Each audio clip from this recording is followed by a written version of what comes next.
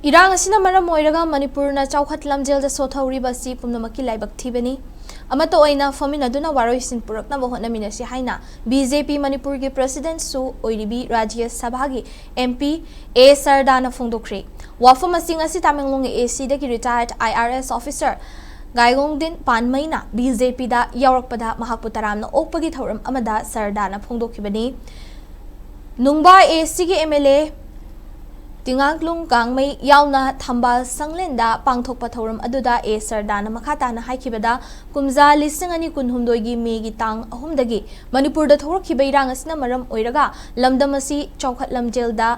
Mangam Sanba ngamdre Irang asigi waroishin ama matam chana purakpa ngamhautrabadi Manipur asi mutkiba yabagi fibamda lakani Aikhoi masel yengthinaba amadi khatna chainabana Manipur asi chaukhatpa lambida purakpa ngamloi maramaduna aikhoi punna wari sanaduna thokliba Irang asigi tungkoina chatnagadawba waroishin ama puraknaba hotnaminasi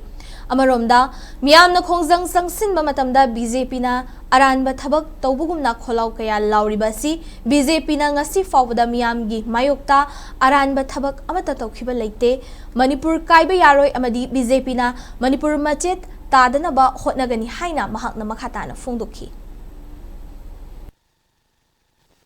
Laibak Thibani Manipur 2023 dari oirakhiba piba masina ngasi khajiktan Manipur da ekoi Chaokhatpagi Lamjel da indabagum tawbase masima akoi Laibak Thibani atu hariba Laibak Thiba awaba se akoi ngasi thengda hodragadi Manipur se luk phiba yabagi takta tama lakadore haiba adugumba government state kharadagi koisigumba Irangsina thokre adubu ngasi aina ngasi Manipur da laiba praja punamakta tungan